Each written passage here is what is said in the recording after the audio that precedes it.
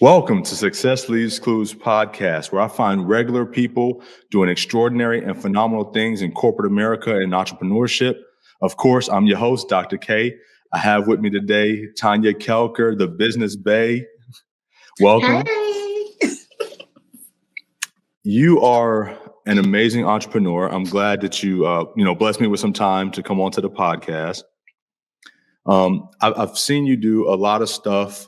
You have multiple businesses, but I primarily wanted to get into your business of spas and how you set those up, how you train people. It's completely unique to me, especially in our culture and in our community. So if you don't mind, tell us a little bit about that. Okay. Hey, everybody. I am Tanya Kelkar, and I am the owner and founder of Body Party Wax and Beauty Studios, which is a traditional and non-traditional day spa. And we normally specialize in intimate skincare services. Okay. So that's the non-traditional part of the type of services that we offer, which is, typically your Brazilian wax, your V-steams, your vajacials. And we also do the traditional services such as like your facials, your brow wax, just the normal things, but we specialize in the intimate skincare area because a lot of people, they do not put any emphasis or focus on that area for both men and women. And it's something that it's one of those quiet, best kept secrets that people get done. A lot of people, they don't tell you they get it done, but they get it done. I mean, that's an awkward conversation. How do you bring that up, right? So it's probably... Actually, when people find out what I do, that's when people start telling me their whole life story. They're like, hey, how much is too much hair? Or how much is too little hair? Really? It goes like they immediately start talking to me about it. Okay. It's like people are seeking out people that can help them with this private issue or private thing. And they're just looking for someone that can help them, which worked in my benefit for having a business that had a large need, but a small amount of people that were actually providing a solution for the need. Yeah, so absolutely. That is kind of how I even started with opening up the day spa. Yeah, that's what I was going to ask you. How did you find out that there was a need for this in the community and that you could provide that service? So actually, here's the funny thing. I got into it by accident. That's a blessing. Yes, you fall into purpose, okay? Yep, that's right. So I had been personally getting these services done since I got out of high school, right? Okay. But I live in Mississippi, and most of the places around me, it's real taboo to even talk about anything like Brazilian wax, any type of anything other than your face. Like, you just don't really talk about it. Well, you're talking about the Bible Belt, right? So everybody's a little conservative, a little hush-hush. Yeah. Yeah. So you hear that, you be like, you do what? And I'm like, I was trying to find a place to get it done. And it's just the places that did it, they didn't do a good job. So I was living in New York and I got the best wax of my life, right? And I was just like, ma'am, what is your job title? Like, what? Cause I don't want to keep calling you the wax lady because right now we go together because you just gave me the best wax ever, okay? Yeah. And I literally looked up esthetician because she told me she was an esthetician. I had never heard of it. Okay. I was like, how do you spell that? And I looked it up. I looked at a school that was close by in New York, and I got trained and I got all this information about this industry. And I found out that I wasn't the only one that needed these services or that was desiring these services, especially in my area. Yeah. And come to find out, most of the people that do the services, they don't look like me. And that was just the biggest thing for me to figure out that it was a need. Because once I started talking to people about it, they were like, wait, you do those services? Please wax me. Because they was looking for someone that looked like them, that could wax them, that understood their skin. Yeah. So that's one of the things I was like mentioning as far as the community, because in all these types of services, you talk about, like you say, eyebrow waxing or facials, massage places, all of these different places. You don't see a lot of people who look like us. Yeah. And do you have any idea why that's missing? Is it an educational thing? Is it exposure? I think it's a little bit of both. So like exposure, meaning because it's so not talked about in our community that Mhm. people that do it, we don't really talk to people in masses about, oh, we got a wax done. Yeah. It's kind of you get it done and it's done. And so Mhm. you don't really talk about it until somebody bring it up. And Okay. so it's not a conversation that's easily brought up or just comes up naturally in conversation. So I think that's where the exposure piece is there. Because a lot of times they see, oh, that's not for us. We don't do that. Yeah. But we absolutely do. We Okay. absolutely do. And the industry side, because people didn't really hear about people doing these things, it wasn't really a lot of people that looked like us that was going to aesthetic school. We would primarily go to cosmetology school, barber Yeah. school, Yeah. but not really aesthetic school. But that has even changed now that the enrollment rates for people of color inside of aesthetic schools have drastically skyrocketed with the popularity of the intimate skincare services being now talked about in the open. Okay. So you taught me a new word, aesthetics Mhm. school. So Yes. are you training people in this in aesthetics, or do you offer a school, or are you hiring people who are already licensed in this area? So all of that. Okay. So when people actually come and work into the organization, they have to take my training classes because I have trademark techniques that is unique to my studio. So Mhm. everyone that works in the studio, you have to go through the training of how we do services. Yes, we hire licensed professionals. We would love for someone that already wax, but it's not a necessity Okay. because it's a teachable skill. Gotcha. And so we are absolutely teaching you and training you exactly what you need to do our way so that when the client comes, just like when you go to McDonald's, when you go to McDonald's, you expect a Big Mac to be a Big Mac in DC, Atlanta, Yeah.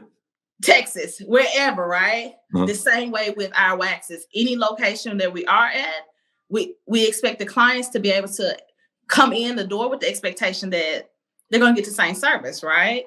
But I don't exclusively train people inside of the studio. So Gotcha. all Okay. the services that we do offer are classes that you can take with me to incorporate in your own spas. Okay. So a couple questions.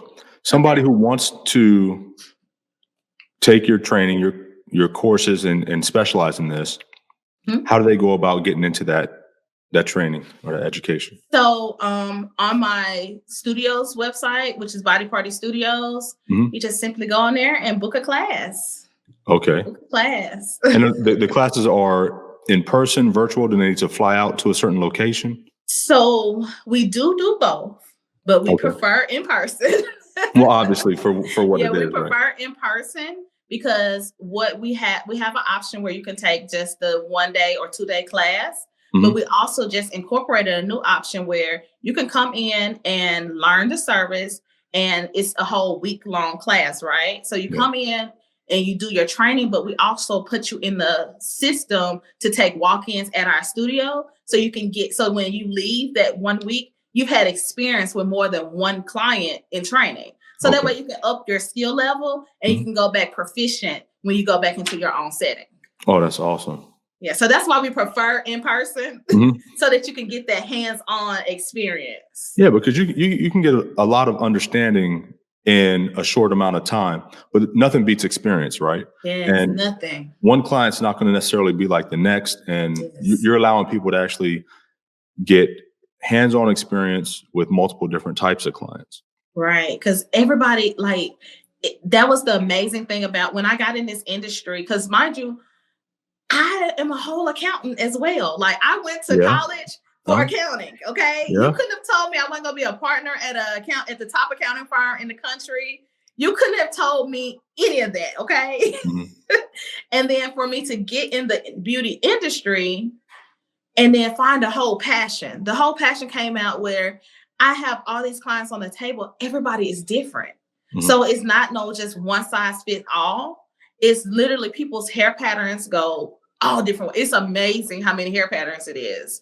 It's amazing Yeah. how many different skin types, how many textures, and just different things. And to be able to make a difference in people's lives just by doing a wax, Wow. like the impact this industry, the beauty industry has on our clients is unmeasurable. It's immeasurable. You So can't even measure it because it's so great. what's that impact like? Is it health benefits to doing this? Is it just self-esteem and making the person, feel better and more confident about their self by getting this done? A little bit of both, actually. Okay. So, like, we'll start with the women, okay? Yep. So a lot of times, Wait, start with the women. I thought it was only women. no, we wax men too. Every service we offer, Really? we offer for men too. Yes. All right. I don't want to be judgmental. I've never heard of that. So that's new for me. For the men, it's called a manzillion, right? Oh, a manzillion. Yeah, so it's a Brazilian for a man. Okay. And you can do everything gone, or you can leave a little hair below. Okay. Whichever one you choose, but most guys, they just get it all off. So the main reason why, because people hear this, they're like, why would I get a wax? That sounds like it hurt. Like, I don't think I want to do that, right? Why would I put myself through that torture? Right. But when the clients come to the appointment, right, a lot of them, for the health benefits, a lot of them, just like a guy, when you shave your neck and everything, you may break out because you're allergic to the razor. Yeah. If you break out here, you're probably going to break out down there. Oh. So if you are, and it's not really the razor, sometimes it's the nickel inside of the razor blade that you're actually allergic to, or you're either shaving in the wrong direction, or with probably razors that don't really work. They're probably cheaper razors, right? Yeah. So that's why a lot of people have that issue. And then that makes them more prone to ingrown hairs. Yeah. And it also causes hyperpigmentation down below, because when you shave, it's rubbing up against the skin, causing friction, which we call razor burn. So the biggest health benefit of getting a Brazilian wax is that it eliminates the ingrown hairs. It also helps to lighten the skin below from the friction that causes from razor burn. So those are the main health reasons that people get waxes. Now, the emotional and self-esteem thing, I've helped save a lot of marriages by being on the table. Yeah. And like, you'll be surprised by how many people they come, that 30 minutes that they're for their appointment. Because mind you, the wax takes maybe 10 minutes, maybe 15, but we book 30-minute appointments. But during those appointments, we're having conversations. Like, you would think it's all quiet. No, they bear it all to us on their table. Yeah. It's almost like a whole counseling session, because if you can get someone to be vulnerable enough to see their most private parts of their body, they will tell you everything. And everything, okay? I guess you're right. You know me now, right? Right. We're friends. Like, you know me. So listen, let me tell you what I got going on. Yeah. So in the emotional side of the impact is you find out, hey, a lot of wives, they're like, I want to do something different. I want to spice it up. And it's not all sexual. Like, most people that hear, because first thing you hear with intimate skincare, you think sexual, right? But it's not it's not a sexual, there's nothing sexual about the service. Mind you, there's nothing sexual going through anyone's mind, because they're like, girl, this hurt, but I like talking to you. Right, yeah. And a lot of my clients, they've told me how it just helped make them feel better about themselves, because by being vulnerable to me made them be able to open up and talk more to their spouse.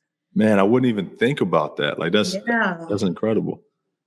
What type of person would you recommend getting into this industry? Like, what characteristics do you think that they need to have? Like you said, you're turning into not only an esthetician, but somebody who is a counselor, somebody who's got great customer service. So you're so much more than what is on the surface level. Absolutely. So if you're someone getting into this industry on the service level, great bedside manners. You have to have great bedside manners, because you have to go back and put yourself in the place of the actual client. Okay. This client, just think about them. They're laying on the table. They're having to open their legs for a whole stranger to see their most private parts of their body, to get a service that they need, right? Because you really can't do it. You can do it yourself, but it's not the same, right? Right. And you need someone that is going to understand that client may be nervous. That client may feel awkward. That client may feel self-conscious.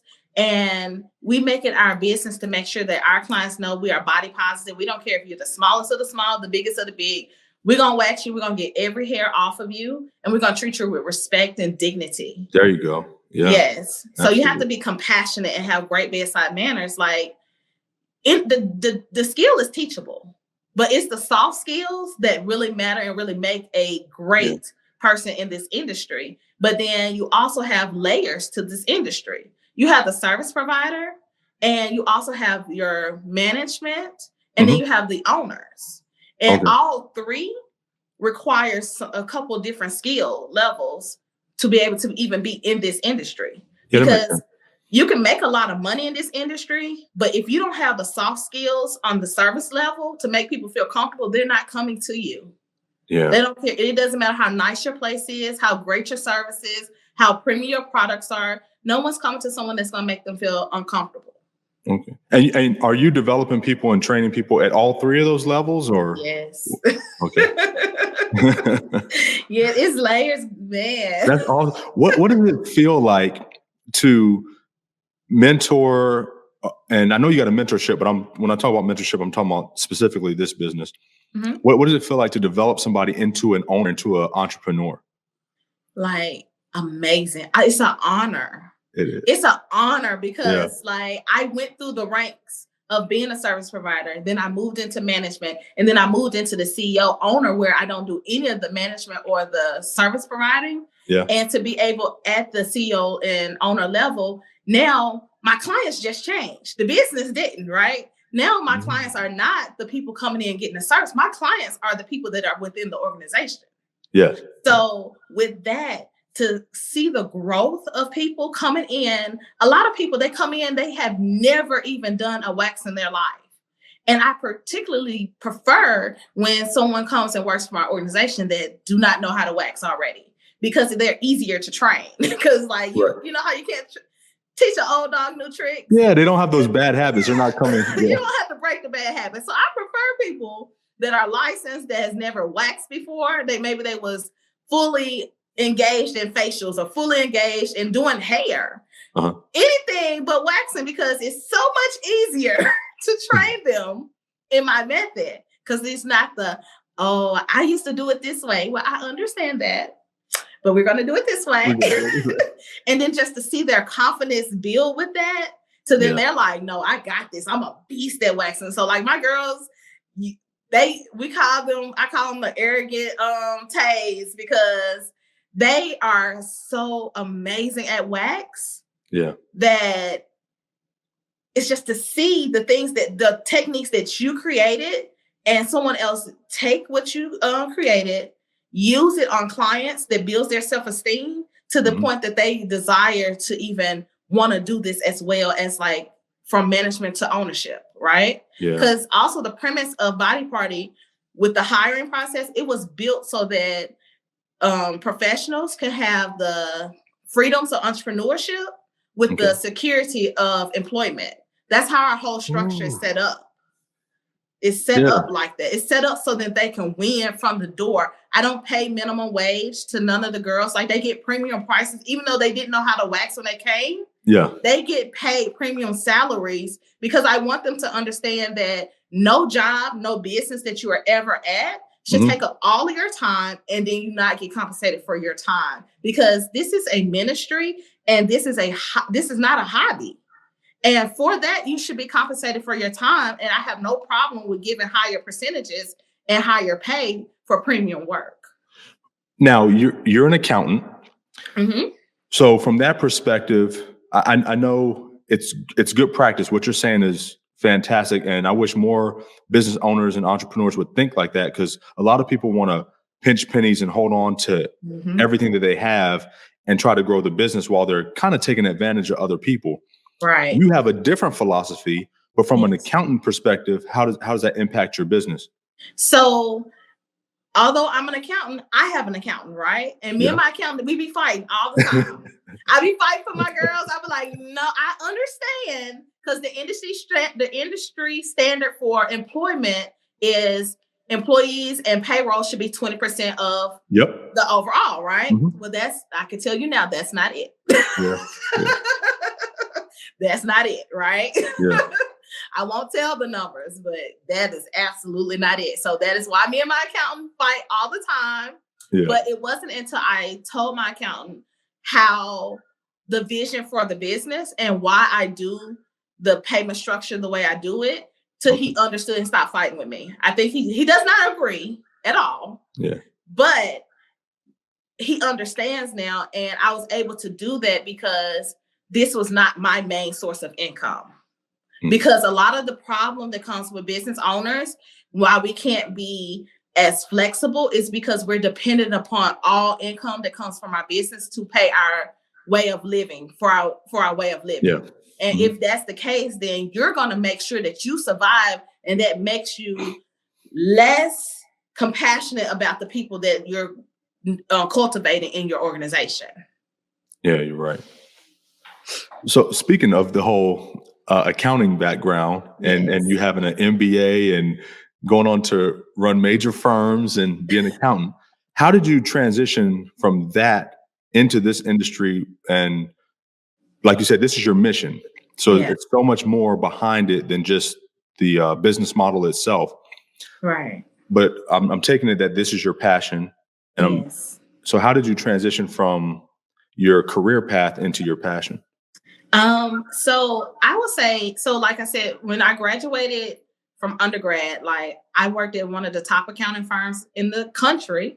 Yeah. Like you couldn't have told me that I was going to be a partner. That was the career path that I was on. Right. Yeah. And I decided, that I wanted to stay in town, instead of go to Atlanta to work at the firm. So that was the first decision that I made. That, thinking back on it now, that was the turning point. But I didn't think that was not where I was going with this conversation, but that was the turning point. Okay. When I turned down the initial job offer to move out of state to go to the accounting firm, right? I stayed in town and I worked within a small business firm in my town. And that's when I realized all the things that I learned in school was not structured to help small business owners. And that was the first thing in my head. Wow. I was just like, I had to learn all these new systems and all this stuff. Now I had a master's degree, a bachelor's degree, and a lot of certifications by the time I started when I was in the corporate world, right? And coming to find out that what we learned does not help small business owners. So it defeats the point of even having all this, because I'm gonna have to relearn and retrain everything, right? Yeah. So that was the first thing in my head about, no, let me help this small business by upping my skills, right? Mm-hmm. So that was in 2010. And then fast forward to 2015, my husband is a barber. I met him in 2014. Mm-hmm. And when I met him, he was working in this barbershop. And when everybody found out I was an accountant, everybody's first thing was, hey, can you help me do my taxes? Do my taxes, yeah. I was like, I don't like to tell people I do taxes because I do tax planning as opposed to tax prep. So most people don't understand the difference. And I'm like, and most people don't have all their stuff in order. So that's why I don't like doing tax prep. Yeah. You know, I'm like, I know you don't have nothing I'm going to ask you for. So I don't even really want to do your I don't want to be responsible. Okay. Yeah. And that got my wheels to turning that, you know what? People in the beauty industry need someone that can advocate on their behalf, because all my mentors, when I brought that to my mentors, everyone in the accounting field, they was like, you're crazy to take a risk on only niching down to the beauty industry. Like I got so much backlash. They're like, they're never going to pay. They don't make any money. They're cash basis. That's a horrible industry to focus on. Why don't you focus on doctors? And why don't you focus on people with steady income? But I'm looking at my husband. He was my boyfriend then. I'm looking at his income. I'm looking at everybody in the shop. You spend a day in a barbershop. Yeah. Listen. Yeah. Okay. Yeah. The $25 per person, you can get 3 people in an hour. That's $75 an hour. You there 10 hours. I mean, listen, I don't even got hair and I pay $20. It's nothing but a lineup on my beard and I'm paying. So just imagine you do anything else, and they're doing facials in there. They're doing steam treatments. So I'm sitting here, I'm like, no. I don't know what beauty industry professionals y'all deal with, but the ones that I see on a regular basis, they're doing something, okay? And I was like, they need an advocate. So that's when I Wow. became Bay, They the need an beauty advocate. accountant. So that's how that started. And Uh-huh. then 2017, April, my husband's ex-wife asked me to help her set up a makeup studio. Okay. And I was like, okay, no problem. We're having just a basic consultation. And I was just like, you know what? I've had this idea about doing a wax studio. How about, because she was telling me she wanted to do makeup 7 days a week. I was like, we live in Mississippi. Most people are not going to get their makeup done. What are you going to do on Monday at 3:00? And she was like, I'm going to do makeup. I was just like, how about you add some other services? And that's when I told her about wax. I said, why don't you add wax? You're licensed to do it. And she was like, I don't want to do that. So no, at this point, no one knew I was licensed. Because mind you, I got licensed and did nothing with the aesthetics license because I had no intention on using it. I thought I was going back. How long were you licensed without using it? I got it in 2013. So this is 2017. Like 4 years. Is there a reason? There's a reason why you didn't use it? Yeah. Well, I had no intentions on using it. I only got it because I was genuinely curious. Remember I told you about that lady in New York? Yeah. I went up to the aesthetic school and they tricked me into signing up for school. They started talking to me like I like to be talked to. They started talking about work at your own pace, pay as you go. I said, what? This is me right here. Yeah. This sounds like something I want to do. And I honestly only did it because I was living in New York by myself and I was able to go to class after I got off work. I was literally just killing time. Okay. So in my head, I didn't know that this was going to be something I was going to need in the future. I honestly was just trying to be a better client. All right. So fast forward to 2017, when I'm having this conversation with my husband's ex-wife, I said, I told her I wanted to open a wax studio, and I told her about, something I had in the back of my head. It wasn't something I thought I was going to pursue. And she was like, why don't we go in business together? I was like, I don't know about that. Then I thought about it, and I was like, you know what? Let's do it. So that was April 17. May, we found a place. And July 4th of that year, we opened. And where was that at? In Pearl, Mississippi, where our original location. Okay. All right. I opened it with my husband's ex-wife. Yeah. Hey, I'm proud of that because so many people, not to get into a relationship conversation, but they got so much ego that they can't work with other people. And just because our relationship didn't work out doesn't mean you're now a bad person. Right. I married you or I'm dating you because I saw good qualities in you. Yes. That doesn't have to end because we can't get along in this relationship where we have differences. Yes. So anyway, I love that. I love it. That is the story between because I have 3 boys, right? Okay. Well, my oldest, so when me and my husband got together, he had a son, I had a son, and we have a son together. Okay. So my oldest son's dad was my fiance. He's my ex-fiance. Like we didn't actually make it to the altar because we found out that we shouldn't be married before we got married, right? I'm glad you found out first, yeah. But he's still a really good friend of mine. And that doesn't change the relationship that we have, but it's more because he was my friend before we even dated. Yeah. He just turned back into my friend after we dated. I was just like, look, we probably shouldn't be together for real, but you're a great guy. Business-wise, I help him with all his accounting, business stuff. Like when you know someone's strong suit, you have to put all that other person's stuff to the side. Yeah. And that was July. So then going back to July, we did go off on a tangent. Go back to July, we opened. And October, she told me she didn't want to be in the beauty industry no more. Yeah. Oh. Mind you, July, I stopped seeing all accounting clients because I said, you know what?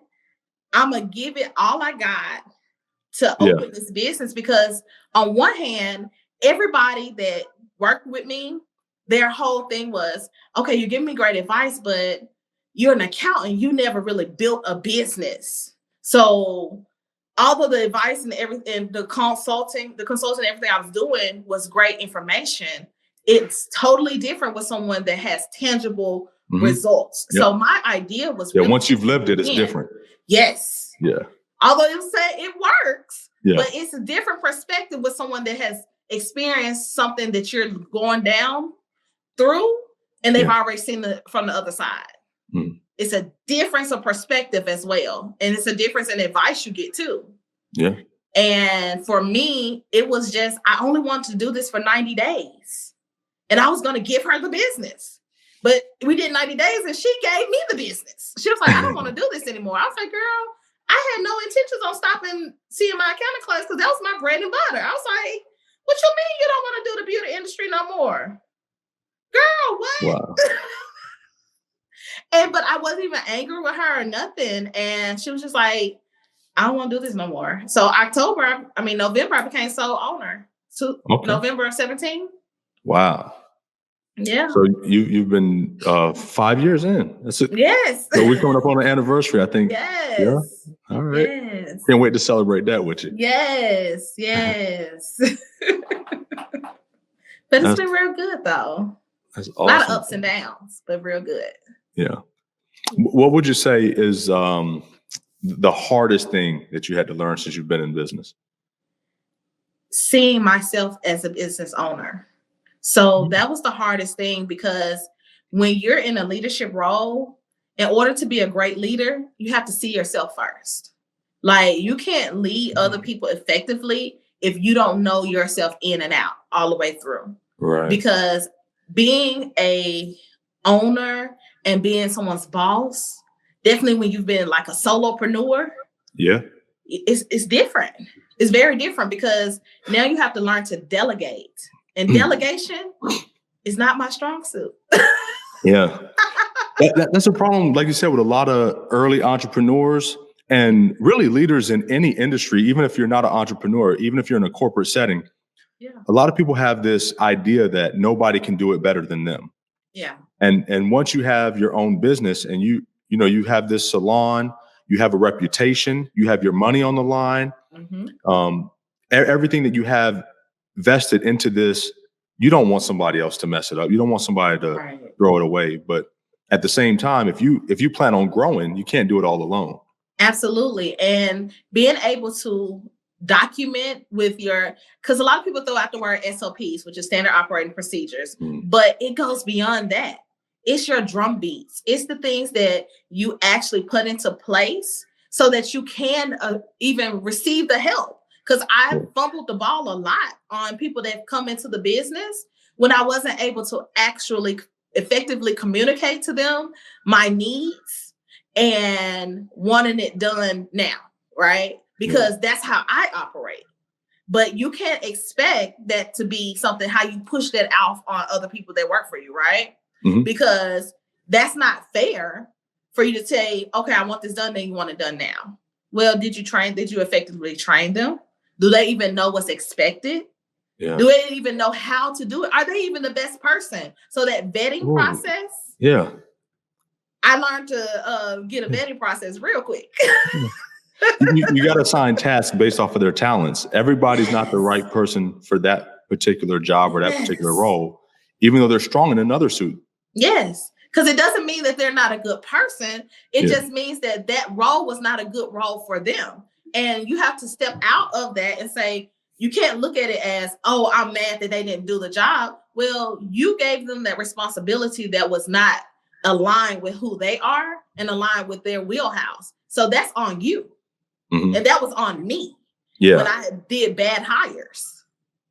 And it wasn't, and for me, I would keep people on, and I know to hire slow and fire fast. Yeah. But when I knew that I was the bottleneck and I was the problem, I felt convicted, and I kept people on longer than they should. And it bled money out of my business because I wouldn't fire them so that I still had to do the work. Yeah. It defeated the whole purpose. How did you get to a point where you could own that? Because you're so high up. I mean, you're a CEO of this business. You're, such a great background in accounting and things like that, but you're humble. And for somebody to have the ability to self-reflect and say, you know what, it's not them, it's not my staff, it's not my employees, it's not, something my mother did to me, it's me. And you're able to own that, and then not only own it, but correct Yeah. So because I'm always on this constant journey of growing and developing, right? Because I want to be the best version of myself. Yeah. And I had to take once something started happening to you more than one time, you have to sit back and be like, you know what? Hold up. Okay. Everybody not wrong. Okay. Yeah. So Tanya, no ma'am, let's hold a mirror up. I legit just got by myself. I wrote down, I was just like, okay, what is going on? Like, what is the problem? Because it's a desire of mine. I have this great mission with the studio and with the business. And I was like, me hiring a bad front desk person is not gonna fumble my opportunity. Like, if you can't get it together, you better get it together. Yeah. Because it's not the service provider. Mind you, all the service providers, they've pretty much been there from day one. They won't leave, which is a great thing, but they like it there. You know, my service providers, they don't leave, but it's the front desk and the staff that is not doing the services, right? Mm-hmm. So then I said, well, what is the problem? Is it me? And I was like, it got to be me, you know, because I'm like, when I'm interviewing them, they seem like a good fit. What is the difference? And I looked at myself and I saw, well, how did you make them feel when they couldn't perform the task? Because I assumed that once we had a briefing about what to do and they told me they knew how to do it, I'm a A-type personality. I'm an Aries as well. So it's like, we had a conversation about it. I gave you the floor to ask any questions, but you didn't ask no questions. So I assumed that you knew what to do. That you knew it, yeah. So it behooved me to go back and look at, no, Tanya, they're afraid to disappoint you. Wow. So they don't want to say something that they don't know. Yes. Because they want to live up to your expectation, your standard. Right. And I'm sitting on the other side of that. I'm like, I wouldn't have asked you to do it if I thought you could do it. Like, you got to know me better than that. I'm not going to set you up because I still need it done. So if I thought you couldn't do it, I would have never asked. I would have never given that to you if I didn't think you had the capabilities. Mm-hmm. So I have this gift and curse that I see more potential in people than they see in themselves. And so for me, I had to figure out how to give people a soft landing when they come and talk to me, and when I'm developing them, so that they can feel comfortable. Let me know, well, Tanya, I have a question, or Tanya, can you show me another time? Instead of people always wanting to tell me, yeah, I got it, because you don't. And now I'm upset with you because they're probably seeing that in you, right? So you're a go-getter, you work hard. Like you said, you're a personality. So they're definitely trying to live up to your standard, and they're following the leader. So they feel they have to do what the leader does. And you notice that really early, which saved and excelled your business. Yes, because I was like, look, I don't need you to be me. I want you to be the best you can be, because I saw so much greatness inside of you. Even the woman that does our laundry, she does laundry. Listen, I have never seen anybody do laundry like she do laundry. And I just make sure it's my business. I speak life into them so that they don't have to see. I try not to show them the chaos because I operate well in chaos, which is not good. Mm-hmm. So, but if you're watching me and you're wanting to grow and mimic how I work, you don't need to see me do that, because that is not sustainable. Mm-hmm. So I don't even train my team and let them see chaos, because I don't want them to mimic the chaos. Yeah. There's not a lot of leaders that encourage, uplift, and, like you said, speak life into their staff and into their people. Where did you get that from? Was there somebody in your life that spoke life into you? I've been very blessed. It's so many, I've had so many great mentors, so many great people in my life that I look up to. I mean, people that don't even know they put an impact in my life. Yeah. Like, you know how you kind of just see people and be like, I like the way she moves, or I like the way he moves. Mm-hmm. And you just pick up character traits of how you like different things. And I've also been on the other side of bad leadership. And most people that get bad leadership or something traumatic happens to them, they go in and they perpetuate that on other people. Yeah. Well, I said no, because I know how that made me feel. So I'm not going to do that to someone else and make them feel the way I felt. So I make it my business to make sure people don't ever have to feel that kind of pain and trauma. Yeah. Man, that's incredible. The the things that you're doing for everybody, you said you got that from having mentors. Mm-hmm. And I know that I've had some incredible mentors in my life, and I don't think anybody can truly be successful or reach their untapped potential without having a mentor. I agree. And your mentors, did you have to seek them out yourself, or did it kind of happen kind of organically? A little both. Mhm. So ever since I've been in business, I've never not had a business coach or a business mentor in business, and I've been a full-time entrepreneur since 2010. Why is that? Because if as a leader, you're always constantly pouring out, right? Yeah. Well, if no one's ever pouring into you, I don't believe that you could be a great leader if you don't have anyone pouring it back into you, because you're always pouring out. Because what happens when you continue to pour out, you're going to end up pouring out from an empty cup.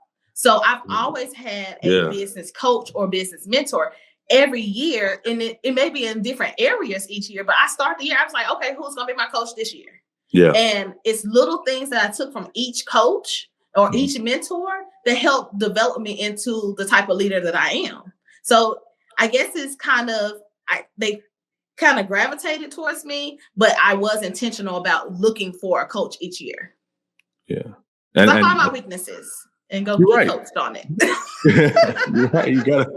You gotta continue to learn and grow, and you can't think that you know everything. So that's one key thing about seeking out a mentor, is because you have to first realize that you have some gaps or that you have some weaknesses that makes you want to even reach out and get a mentor. Yeah. I've seen different perspectives. So you got your free mentors and you got your paid mentors. Do you see a difference, or do you have a preference? So your free mentors, those are people that you might see them from a distance and you're learning by what they do. They may not necessarily have to even know you or anything like that, but you're inspired by them. But sometimes you can have a free mentor that takes you under their wing because they see something in you, right? And those type of mentors that they take you under is because they want to actually actively invest in your growth and development, right? And that comes with aligning yourself and being straight focused in your work, because no one wants to help someone that's not going anywhere. No one's going to help someone that's not going anywhere. But people that want to actually grow, the right mentors will come into your life that want to help you, because contrary to what people think, there are good people in the world that want to actually see you grow for nothing. They're not looking for anything from you. But then I also think you should pay for mentorship. Like I used to get kind of hung up. I used to hate for people to call it mentorship if you're going to actually pay. Yeah. But I still kind of be iffy about that, right? Because are you really coaching or are you consulting? What we doing here, And a lot of people call it a mentorship, but it's not that. You're really just a coach. You taught me a skill and that's what we're doing. But for me, all my paid mentorships, what I expected was, yes, I'm paying for the coaching or the consulting, but the mentorship is so that I can see the behind the scenes of how you operate so that I can incorporate that as well. Yeah. So with that, it's just a give and take with that. Like, that's my perspective on the mentorships. Yeah. I still be iffy with some people that calls things mentorships, because I be like, those not mentorships. That's not what that is. Yeah. So it's important for people to understand before if it's a paid mentorship, what they're getting themselves into, right? What that's going to include, and really the credentials of that person that's calling herself a mentor, because you don't want to put out a lot of money and you're not going to get a return. Just like you said, going back to your accounting background, if you're working for one of these large firms, you're not going to have a firm come in and do an audit for you that doesn't have a stellar background, right? So Right. you pay a lot of money for that stuff. So you should make sure that that person's vetted. And a lot of times you're paying for access. Okay. Because a lot of people think like when you move from just basic consulting or coaching and you move to like inner circles, you're moving to private, you're moving to like real mentorships, the advantage is the exposure and the access, right? Yeah. Because you can pay for whatever they teach. You could probably Google it, really. Yeah.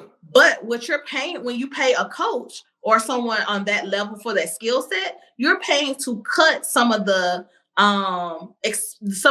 bad experiences, right? You're paying for their experience, right? So that you don't have to make the same mistakes that they made. The shortcut, yeah. Right. That's what you're paying for, right?